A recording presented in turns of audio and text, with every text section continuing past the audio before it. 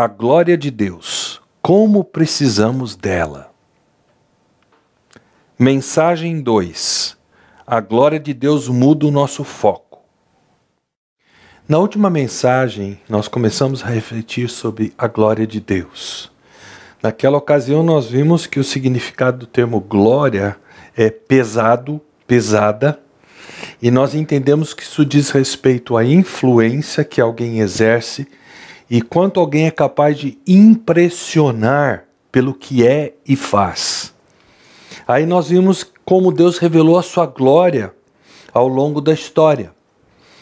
Através da criação primeiro, deste imenso universo em que nós vivemos, através da nação de Israel, principalmente mostrando pelo eloquente exemplo da nação de Israel que Ele é Deus que não muda, cujos padrões precisam ser acatados, obedecidos, caso contrário, venham as consequências. Vimos também que ao longo da história Deus exibiu a sua glória através do fogo, através de uma luz de intenso brilho, e que a expressão máxima disso habitou no Senhor Jesus Cristo, Deus encarnado, o Deus Emanuel, Deus conosco. E terminamos por ver que Deus hoje revela a sua glória principalmente através de nós, os pecadores salvos por meio de Cristo Jesus, em cuja vida Ele faz a sua glória habitar na pessoa do Espírito Santo.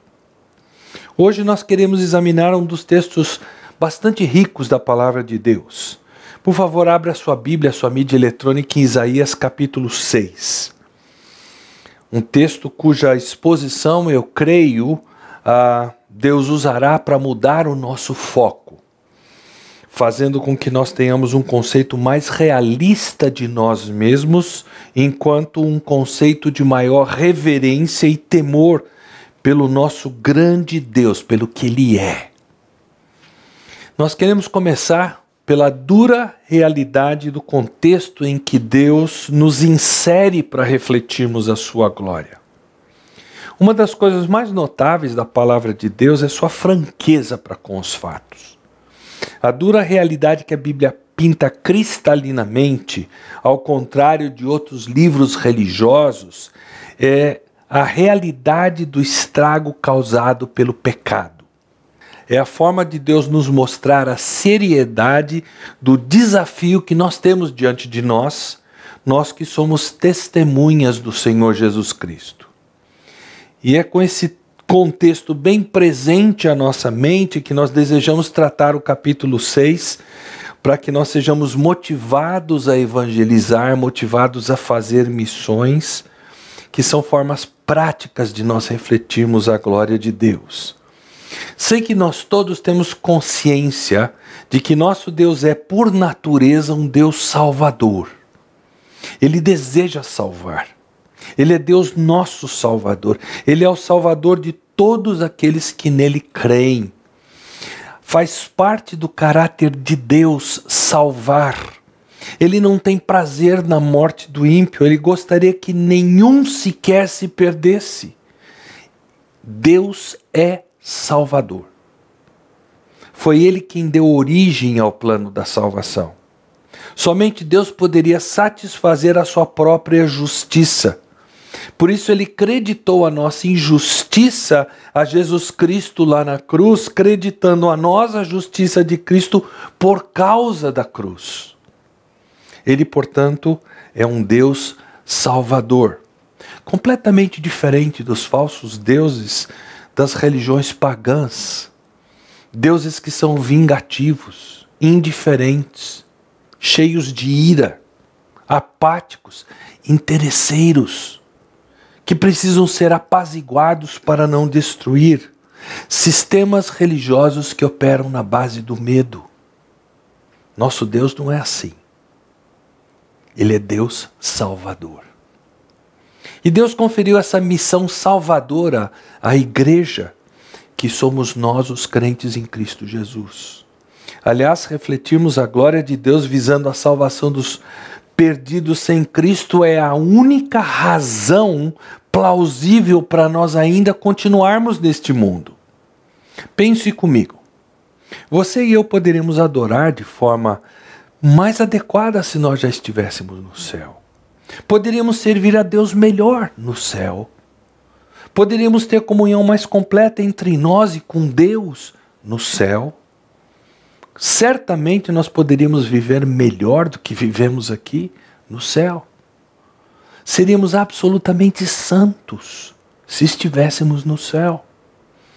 O único motivo para ainda estarmos aqui neste mundo é para que cumpramos o propósito missionário de Deus, para que reflitamos a sua glória. Nós somos o meio pelo qual Deus reúne os seus, e Ele o fará. Mas cada um de nós precisa se perguntar: será que Deus haverá de me usar para isso? Repare na primeira frase de Isaías 6:1. No ano em que o rei Uzias morreu. Quando é que isso se deu?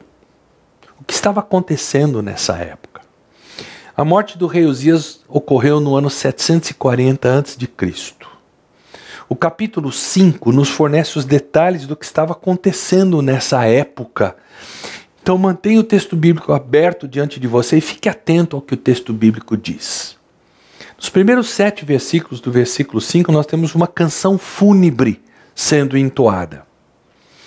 Quem está cantando é Deus o Pai, e ele está cantando para Deus o Filho e para Deus o Espírito. É uma conversa intratrinitariana. Ouça essa conversa. Versículo 1 diz: Meu amado tinha um vinhedo numa colina muito fértil. A parábola é a respeito de uma vinha plantada num local muito fértil. Versículo 2 diz que ele arou a terra, ou seja, ele cavou um rego ao redor da vinha para manter os insetos e os pequenos animais longe da vinha. O texto diz também que ele tirou as pedras, e isso para que as raízes tivessem livre curso na terra.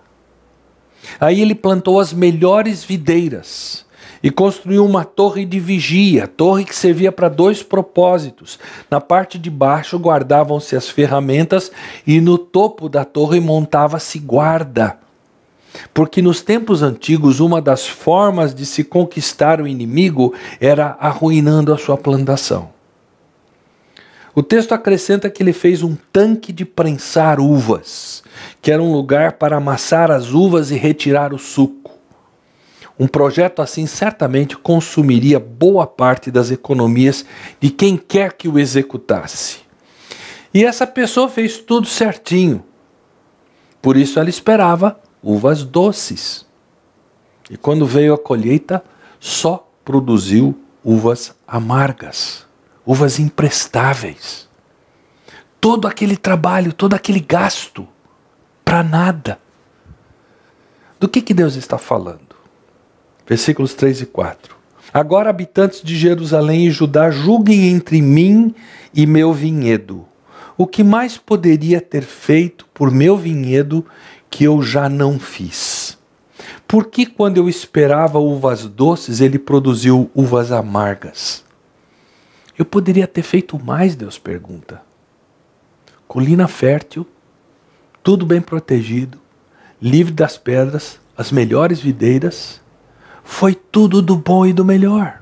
Versículos 5 e 6. Agora lhes digo o que farei com o meu vinhedo. Removerei as cercas e deixarei que seja destruído. Derrubarei seus muros e deixarei que seja pisoteado. Farei dele um lugar desolado, onde as videiras não são podadas e a terra não é capinada, um lugar cheio de espinhos e mato. Darei ordem às nuvens para que não derramem chuva sobre ele. Ele vai destruir a vinha. Ele não cuidará mais dela, nem sequer haverá chuva sobre a vinha. Do que Deus está falando? O versículo 7 explica para nós. A nação de Israel é um vinhedo do Senhor dos Exércitos. Deus vai destruir Israel, porque não produziu. Foi culpa de Deus? Que mais ele poderia ter feito? Ele escolheu a terra que mana leite e mel e com toda a lei cerimonial que ele deu a Israel para separá-la das demais nações, foi como se ele constituísse ou construísse, melhor dizendo, um rego ao redor da nação. Deus tirou as pedras, ou seja, ele eliminou muitas nações pagãs que poderiam restringir o crescimento de Israel. Ele escolheu as melhores videiras. Entre os povos, os judeus são uma nação nobre. Se você tem dúvidas quanto a isso, em 700 prêmios Nobel distribuídos desde 1901, 152 deles foram ganhos por judeus. 22%, quase um quarto dos prêmios ganhos por judeus. Deus lhes deu uma torre de vigia, uma provável referência a Jerusalém, e fez um tanque de prensar, que é uma provável referência ao sistema sacrificial para Israel se relacionar adequadamente com Deus. Mas repare a continuação do versículo 7, que no hebraico é um jogo de palavras, é um trocadilho. Observe. Deus esperava colher justiça, mishpat, mas encontrou opressão, mispak. Esperava colher retidão, tzedaká, e ouviu gritos de angústia, tserraká. Israel será destruída. Isaías está profetizando o cativeiro babilônico. Essa é a parábola. Mas quais as razões para o cativeiro? Capítulo 5, versículos 8 a 22. Começando no versículo 8, nós temos a palavra ai aparecendo nas versões Revista e Atualizada e na nova versão internacional. E ela aparece repetidas vezes para mostrar as razões do juízo de Deus sobre Israel. E essa palavra ai, no contexto bíblico, significa condenar a juízo. Por isso eu prefiro a NVT, a nova versão transformadora, que traduz esse termo pela expressão que aflição espera. Mas vamos às razões. A primeira delas, o materialismo. Versículo 8. Que aflição espera vocês que compram casas e mais casas, campos e mais campos, até não haver lugar para outros e vocês se tornarem os únicos donos da terra. Eles estão consumindo tudo que eles enxergam, comprando tudo para si mesmos, estando sozinhos no meio de um imenso território. No versículo 9 ele diz: muitas casas ficarão desertas, até as belas mansões ficarão vazias. No versículo 10 ele afirma que as plantações deles não vingariam. Por que ele diz isso? Porque o primeiro pecado deles é o materialismo. Alguma semelhança com o Brasil de hoje? Só um exemplo. Em maio deste ano de 2017, com toda a crise financeira, econômica recente que o país enfrentou e o reflexo dela ainda existindo, os brasileiros que viajaram para o exterior gastaram 1,49 bilhão de dólares. Nós somos o povo que mais gasta no exterior quando viaja para fora, quando viaja pelos países do mundo. Talvez por isso várias das companhias aéreas no mundo dão apenas aos brasileiros a prerrogativa de 2 malas de 32 quilos. Para os europeus, por exemplo, são 2 malas de 23 quilos.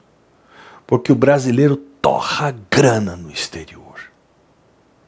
Segunda razão para o cativeiro babilônico. Versículo 11. Que aflição espera os que levantam cedo pela manhã para começar a beber e passam a noite tomando vinho para ficar embriagados. O prazer da bebedeira. O versículo 12 descreve as festas selvagens de que eles tanto gostam. O texto diz que eles nunca pensam no Senhor, não se dão conta do que Ele faz. Ou seja, eles se destroem, estragam seus próprios corpos, que é obra do Senhor, E eles fazem isso com a bebida. No Brasil, dados oficiais dão conta que o consumo de bebidas alcoólicas aqui é 40% maior do que a média mundial. 11,2% da população brasileira é composta de pessoas dependentes do álcool. 23 milhões de brasileiros. O Brasil ocupa o primeiro lugar no mundo na produção de destilados de cachaça. Ultrapassa 2 bilhões de litros ano, sendo que a maior parte dessa produção é consumida dentro do próprio Brasil. Ou seja, estima-se que o consumo de bebida destilada, de cachaça, chegue a 11,5 litros ano por habitante. Eu não bebo cachaça, tem alguém bebendo 23 litros por ano. No país, 90% das internações em hospitais psiquiátricos por dependência de drogas acontece devido ao álcool. O alcoolismo é a terceira doença que mais mata no mundo. A cada ano, cerca de 29 mil mortes no trânsito estão relacionadas ao álcool aqui no Brasil. O terceiro pecado está no versículo 18. Que aflição espera os que arrastam sua perversidade com cordas feitas de mentira, que arrastam atrás de si o pecado como quem puxa uma carroça. Eles não apenas pecam, mas eles puxam a iniquidade por todo canto como se for um reboque. Tem tanto pecado que são como animais de carga, que aquilo que eles não aguentam carregar no lombo, eles puxam numa carroça carregada de pecado. E o pior é que exibem isso como um troféu. Isso não é apenas pecado, isso é pecaminosidade desafiadora. O versículo 19 assusta. Eles olham para Deus e zombam dizendo: anda logo, toma uma providência. Queremos ver o que és capaz de fazer. Em linguagem de hoje, Deus, se você não gosta, quero só ver o que vai fazer comigo. Vamos lá, eu te desafio. Pecaminosidade desafiadora. Alguma semelhança com o que nós vemos hoje? Por exemplo, eu vi uma cena recentemente de 2 assaltantes roubando um cadeirante que saía nas ruas e tinha sua bolsa no seu colo. Pararam na moto para assaltar o cadeirante. Assaltantes que ateiam fogo ao corpo de uma pessoa porque assaltada ela não tinha o dinheiro que eles queriam. Próximo pecado pelo qual Israel seria destruída. Versículo 20. Que aflição espera os que chamam o mal de bem e o bem de mal, a escuridão de luz e a luz de escuridão. A quarta razão é a perversão moral. País à busca do prazer. O carnaval não é a visualização do que acontece nos bastidores o resto do ano? Não é o ápice dessa pecaminosidade desafiadora? E o relativismo que amplia a perversão moral. Novelas, seriados, filmes onde o minar do casamento, o sexo praticado fora dos planos de Deus é o tema central. Versículo 21, quinta razão. Que aflição espera os que são sábios aos seus próprios olhos e pensam ter entendimento, orgulho. Um autoconceito permeado de arrogância, de altivez. Preciso dar um exemplo de como isso ocorre por todo canto diariamente? E aí um último pecado, os versículos 22 e 23, falam de heróis em tomar vinho, aceitam subornos para deixar o perverso em liberdade e negam justiça ao inocente. A sexta e última razão para o cativeiro são líderes embriagados com o poder. Líderes que se apegam a um cargo público com unhas e dentes. Como mencionei na primeira mensagem, parlamentares que, para se perpetuarem no poder, estão criando um fundo de 3,6 bilhões de reais, dinheiro que vai sair do seu bolso e vai sair do meu bolso, e estão tendo a cara de pau de chamar esse fundo de financiamento da democracia. Líderes que aceitam suborno. Líderes que tiram o direito daqueles que estão dentro do direito. Tem ministro de tribunais superiores mandando soltar gente bandida.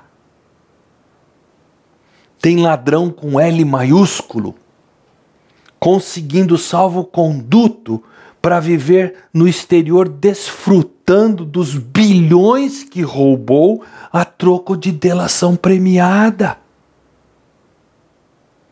Qualquer semelhança do texto bíblico com o que nós estamos vendo diariamente e ouvindo nos noticiários não é mera coincidência, não são personagens de ficção, não. É a triste e dura realidade dos nossos dias, como foi com Israel. Mas isso não é privilégio nosso, brasileiro. Embora convenhamos, nisso nós sejamos tristemente campeões. As nações do mundo todo estão entregues a esses 6 tipos, essas 6 categorias diferentes de pecado. Mas observe agora a faceta mais curiosa de todas. Junto com todos esses pecados, o contexto nos mostra que eles mantêm a religiosidade. Você já viu um Brasil mais religioso que nos dias de hoje? Um Brasil cristambeiro, como diria um ex-chefe que eu tive. Os pecados de Israel não eram diferentes dos pecados do Brasil e dos pecados de outros países. A coisa está feia, mas mantém-se a capa da religiosidade. Mas aí o texto fala da punição em si, que é o cativeiro babilônico. Isso está retratado no capítulo 5, versículos 24 a 30, que eu vou apenas resumir aqui. É um quadro de meter medo. As hordas babilônicas viriam em seguida sem qualquer piedade sobre Israel, como fruto do juízo de Deus. E é nesse contexto que morre o rei Uzias, que ficou 52 anos no poder. Aparentemente ele foi um bom governante. Ele trouxe paz, ele trouxe prosperidade, ele tinha uma posição firme, os inimigos não perturbavam mais Israel, tudo parecia florescer. Mas tudo isso era parte da ilusão. Enquanto Uzias estava vivo, parecia que Deus estava abençoando. Mas por dentro estava tudo podre, como nós acabamos de ver no capítulo 5. E de repente Uzias morre.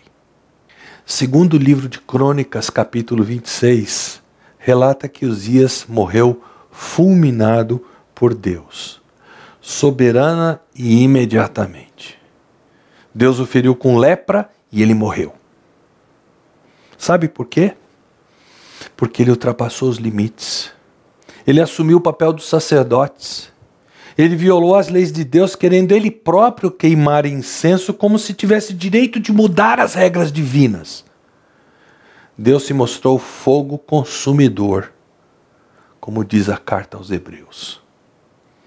E no momento em que Uzias foi morto por Deus, a realidade da condição de Israel foi desnudada.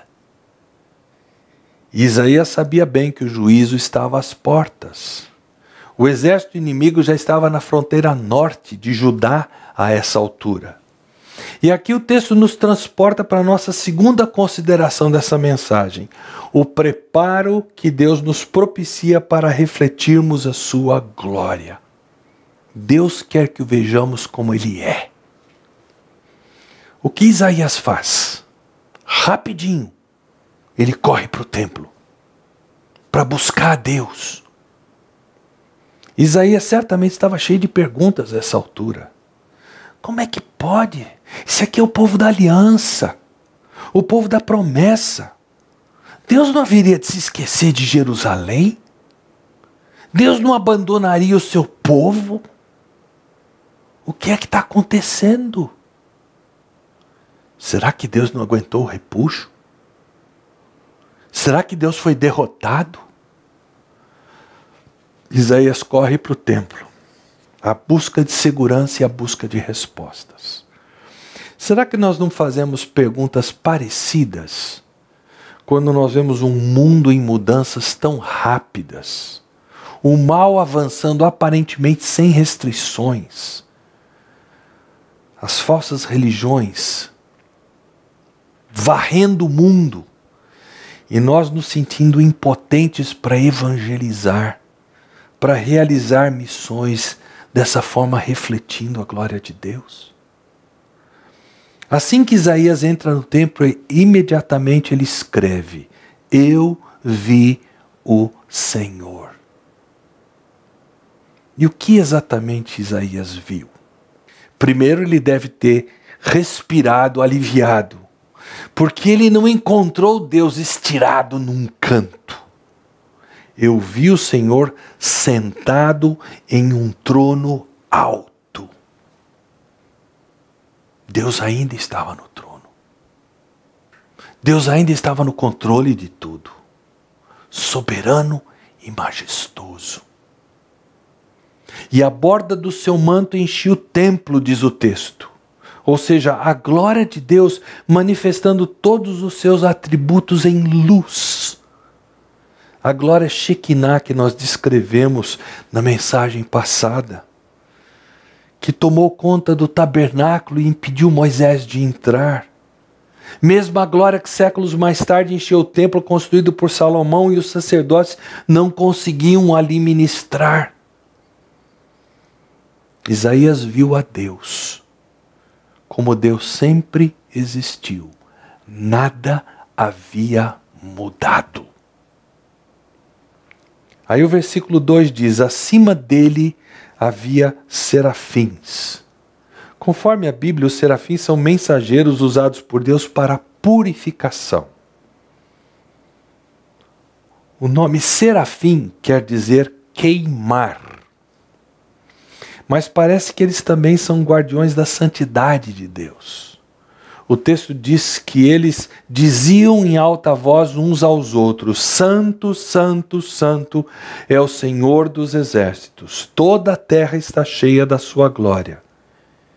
E isso certamente diz respeito à Trindade.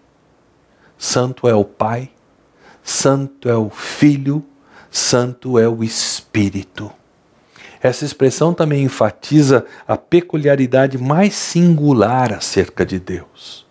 É o único atributo de Deus que é repetido 3 vezes quando ele aparece na Bíblia. E significa estar separado do pecado. Isso é o que mais diferencia Deus. Ele existe completa, absoluta e inegavelmente separado do pecado. Talvez Isaías, já servo do Senhor, já pregador do Evangelho, só atinou naquele momento que essa cena, a glória de Deus, serafins proclamando a santidade de Deus, essa cena não muda desde a eternidade passada e continuará pela eternidade futura. Não é à toa que João, ao descrever a visão do trono de Deus em Apocalipse 4, ele repete praticamente as mesmas palavras. Santo, Santo, Santo é o Senhor Deus, o Todo-Poderoso.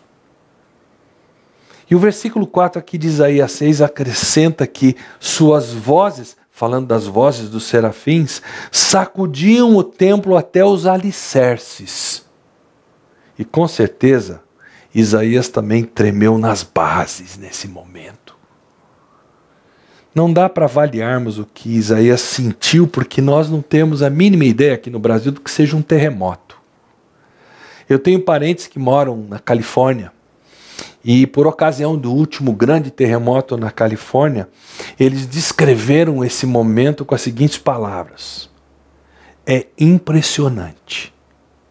O que o homem levou décadas construindo, Deus põe abaixo em segundos e a gente gela. É mais ou menos isso que Isaías sentiu. Era somente a voz dos serafins, não era nem a voz de Deus. Isaías está vendo, ouvindo e sentindo tudo isso. A majestade de Deus, a soberania de Deus, a glória flamejante de todos os atributos de Deus, a santidade de Deus. Pergunta: será que o que precisamos para termos êxito em missões são novas abordagens de evangelismo?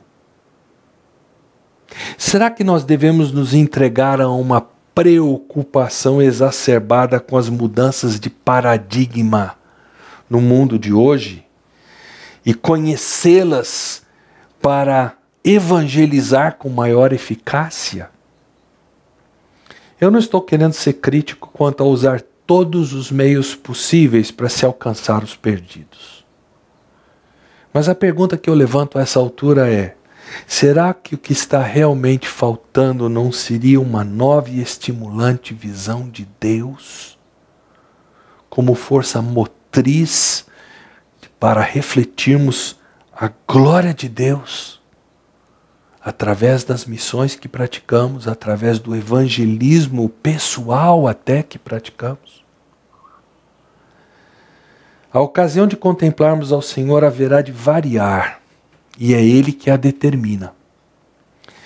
Às vezes alguma coisa acontece que precipita uma crise, e aí nós nos encontramos diante do Senhor. Em Atos 19, por exemplo, certos exorcistas judeus resolveram expulsar demônios em nome de Jesus e acabaram espancados e nus, porque eles não conheciam a Jesus. E um profundo espírito de quebrantamento, de arrependimento tomou conta da igreja em Éfeso. Eles começaram a enxergar um Deus que é santo e pararam de brincar com o ocultismo. Às vezes é um escândalo moral que rompe dentro de uma igreja e em meio disso Deus aparece ter uma forma de chegar ao nosso coração, revelando sua santidade, e nós acabamos enxergando o nosso pecado com a mesma seriedade que o pecado que a igreja está tratando em quem quer que seja.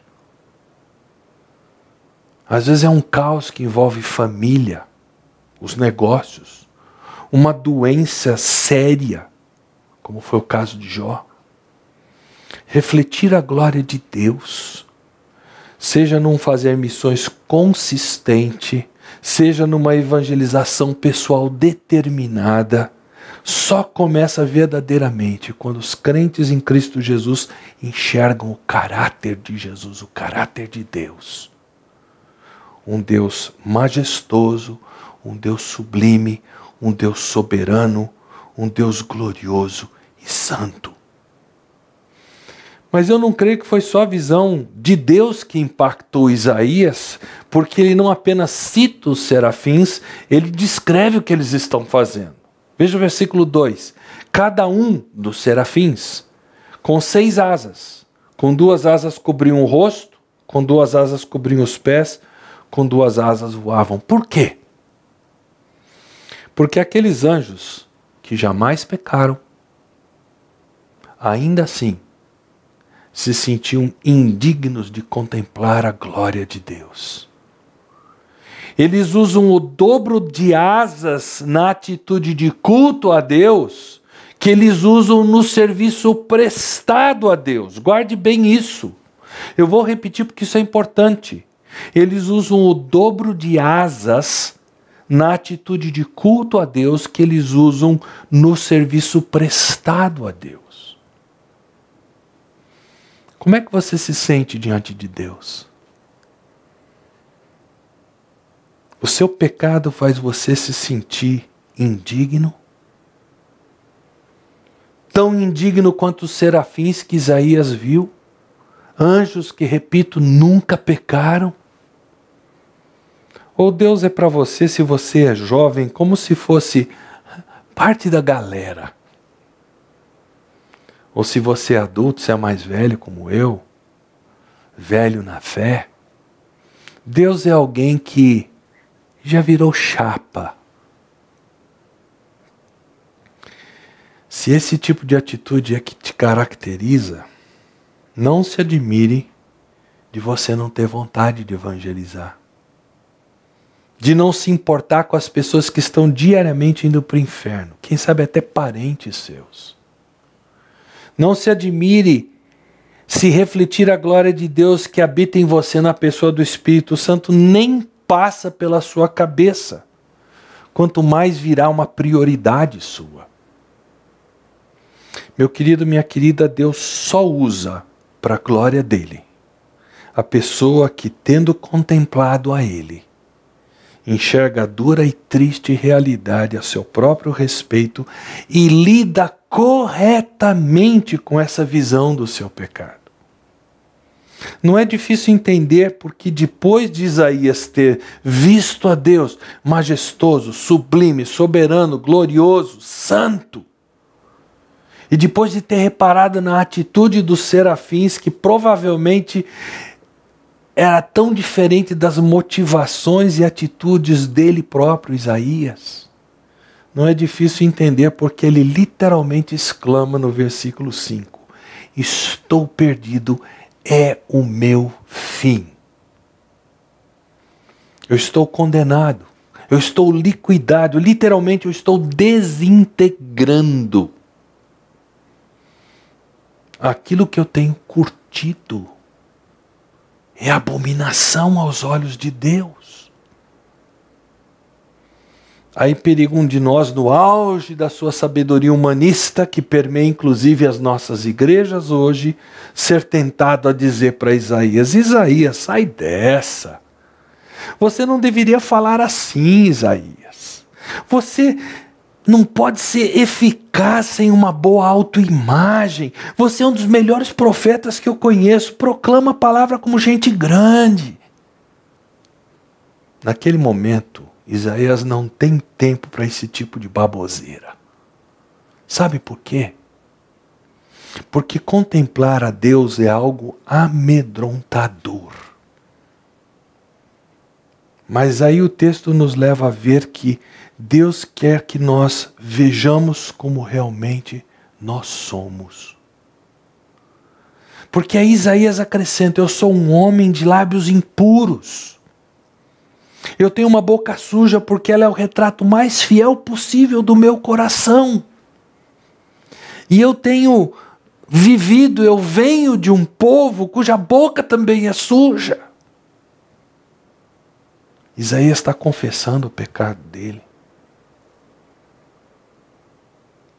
Por que Isaías tem essa reação? Porque ao contemplar a Deus, Isaías não saiu por aí gritando: "Oh, glória!" É simples. Ele deve ter raciocinado: eu vejo a Deus. E se eu o vejo, Ele também me vê. Eu vejo santidade. Ele enxerga pecado. Eu estou frito. A mesma coisa que Manoá, pai de Sansão, mesma coisa que ele disse quando o anjo do Senhor havia estado com eles: mulher, estamos fritos. Nós vimos a Deus, nós vamos morrer. A mesma coisa que Pedro, que tendo pescado a noite toda não havia pego um peixe sequer, mas sob a ordem de Jesus ele lança novamente a rede e a pesca é de tanto peixe que ele não consegue trazer tudo para o barco, ele e seus companheiros. Sabe o que Pedro diz nessa hora? Por favor, Senhor, afaste-se de mim porque sou homem pecador. Pedro sabia que ele estava diante do próprio Criador. E Pedro se sentiu exposto, ele ficou aterrorizado. A mesma reação que os discípulos tiveram quando Jesus acalmou a tempestade. A Bíblia diz que eles ficaram com muito medo. Pior que ter uma tempestade cercando o barco, era ter o Deus Santo dentro do barco. Como João em Apocalipse, ao contemplar o Jesus glorificado. O mesmo Jesus de quem João era tão próximo, tão chegado, antes que morresse, antes que ele ressuscitasse e ascendesse ao céu. Veja como ele agora descreve a experiência de contemplar o Jesus glorificado. Quando o vi, caí a seus pés como um morto. Essa é a reação correta ao se ver a Deus. O resto é pura encenação gospel.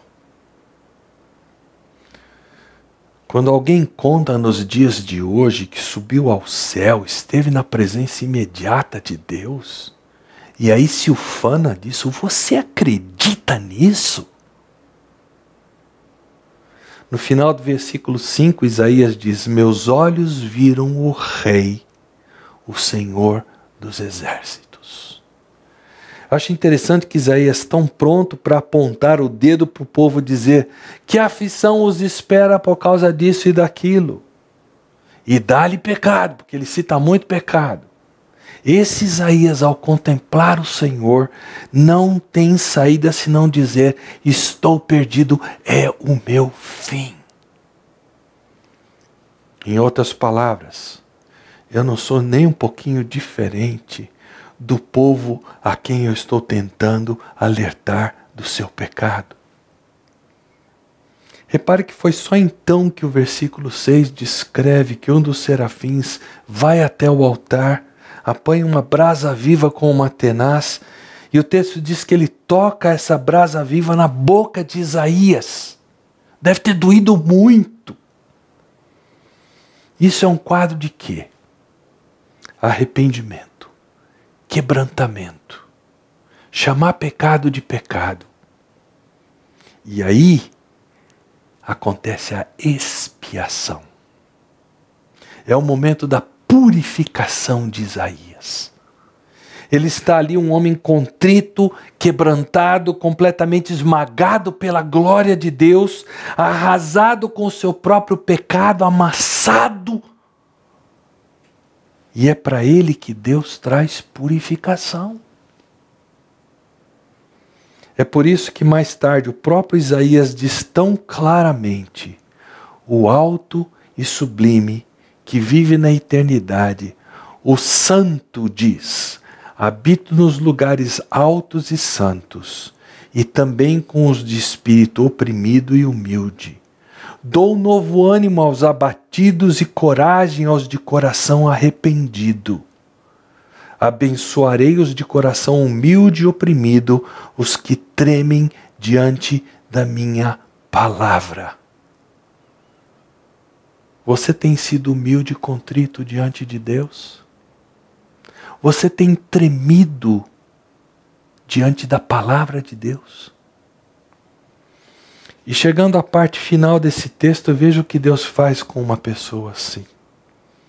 O comissionamento que Deus nos dá para que reflitamos a sua glória. Versículo 7. Veja! É um dos serafins falando com Isaías. É linguagem de intimidade. É de quem está sussurrando ao pé do ouvido. Veja! Isso tocou os seus lábios. Por isso a sua culpa será removida e o seu pecado será perdoado. Isso aqui é tremendo, meu querido, minha querida. Misericórdia, graça, purificação, tudo de que precisamos para estar diante do Deus vivo. Versículo 8 começa dizendo: então ouvi a voz do Senhor. Deus pergunta: quem enviarei como mensageiro a este povo? Quem irá por nós? Parece que só depois de Isaías ver a Deus, enxergar e confessar o seu pecado, é que ele pode começar a ouvir a voz de Deus. Eu vou repetir isso porque é muito importante. Parece que só depois de Isaías ver a Deus, enxergar e confessar o seu pecado, é que ele pode começar a ouvir a voz de Deus. Você percebeu o que eu acabo de dizer? Nós não ouvimos a voz de Deus porque nós somos surdos. Espiritualmente surdos. Deus disse que nós seríamos suas testemunhas. E aqui entra uma explicação interessante se você atentar para o texto que diz: quem enviarei como mensageiro a este povo? Quem irá por nós? Deus não está fazendo a pergunta para Isaías. Mas agora que Isaías está devidamente purificado, agora que a cera do pecado foi removida dos ouvidos dele, Deus permita que ele ouça a conversa da Trindade. Lembra da Trindade conversando lá no início do capítulo 5? A conversa intratrinitariana sobre o vinhedo. Agora a Trindade está conferenciando sobre quem haverá de refletir a sua glória. Quem irá por nós? Enviar para onde? Ir aonde? A uma nação em crise. A uma cidade em crise. Para uma nação, uma cidade, um povo à beira do desastre. Para uma sociedade às voltas com as tremendas mudanças de padrões, mas sobretudo às vésperas do juízo de Deus. Quem enviarei como mensageiro a este povo? Quem irá por nós? Ao contrário da vasta maioria das mensagens sobre esse texto que eu já ouvi, não creio que a resposta de Isaías seja a apoteose, que normalmente precede apelos missionários carregados de emoção e romantismo. Eis-me aqui, envia-me a mim. O texto não comunica essa ideia, porque ele não para aí. Isaías não pode responder como a maioria dos pregadores ao falar desse texto retrata que ele fala. Porque Isaías está esmagado. Ele ainda está tentando entender por que Deus haveria de querer perdoá-lo. E ele olha a sua própria volta. E ele não vê mais ninguém. Não há ninguém para responder a pergunta senão ele. E é assim que nos sentimos quando passamos por uma experiência de contemplar verdadeiramente o caráter de Deus e como consequência nós enxergamos a nossa própria pecaminosidade e aí confessamos o nosso pecado e sentimos a purificação pelo sangue que Jesus derramou lá na cruz do Calvário. Nós podemos estar até nesse momento num ambiente repleto de gente. Mas quando Deus nos revela a preocupação do seu coração missionário, é como se não tivesse mais ninguém para responder a pergunta. Só você, só eu. Aí o Senhor diz, vá. É isso que o Senhor está procurando fazer para refletirmos a sua glória e com isso realizarmos missões, com isso nós evangelizarmos. Ele não está atrás de brilhantismo acadêmico, de inteligência superior, de talento, de popularidade, de prestígio, só de uma visão dele. E consequentemente o inevitável quebrantamento. São os contritos e os oprimidos de espírito. São os que tremem da palavra de Deus, que ouvem a sua voz. Você tem ouvido a voz de Deus? Aí Deus diz a Isaías que pregue, mas diz também uma coisa muito estranha nos versículos 9 e 10. Isaías, você vai pregar, mas eles não vão te ouvir. E mesmo que ouçam, não vão entender. Os ouvidos deles estarão endurecidos e os olhos deles fechados. E eles não vão se converter e não serão curados.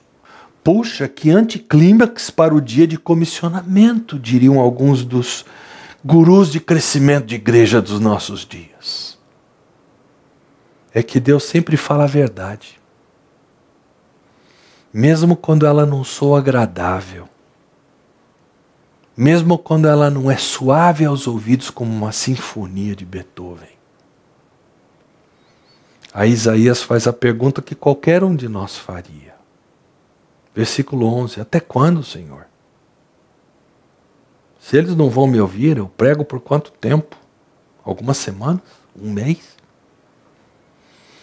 Deus responde a partir da metade do versículo 11. Até que as cidades fiquem vazias e as casas abandonadas e toda a terra seja devastada. Até que o Senhor tenha mandado todos embora e toda a terra de Israel esteja deserta. Em outras palavras, Isaías, você continua pregando, testemunhando enquanto houver uma única pessoa para ouvir. Olha, tudo bem, Senhor, eu vou evangelizar, vou pregar enquanto houver uma só pessoa. Mas o Senhor mesmo disse que essas pessoas não ouvirão. O Senhor poderia me dizer por quê? Embora Deus não esteja lá muito afeto a responder a pergunta por quê, simplesmente porque Ele não nos deve satisfação, aqui no versículo 13 Ele dá uma canja, Ele responde: se ainda sobreviver uma 10ª parte, um remanescente, ela será invadida outra vez e queimada. Mas assim como o terebinto e o carvalho deixam o toco quando cortados, o todo de Israel será uma santa semente. É uma linguagem complexa, repleta de significado. Um 10º, um toco, uma santa semente. Quem são, Senhor? E Deus responde: são os eleitos. Eles estão por aí. Eles são a santa semente, eles são o toco. E você vai alcançar a eles. Deus responde a cada um de nós que se dispõe. Deus edificará a sua igreja e as portas do inferno não prevalecerão contra ela. E as pessoas que Deus usa para a tarefa são os esmagados e purificados. Não os que confiam em si mesmos. E sim exatamente as pessoas que não confiam em si mesmas, que sabem que são pó. Que tipo de gente é necessária para fazer refletir a glória de Deus em cada cidade do país que está à beira do juízo de Deus?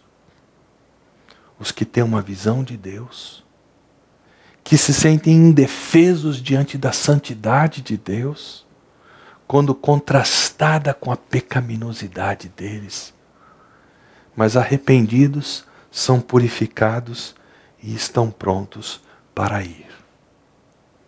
A pergunta a ser respondida por cada um de nós é: eu farei parte desse contingente?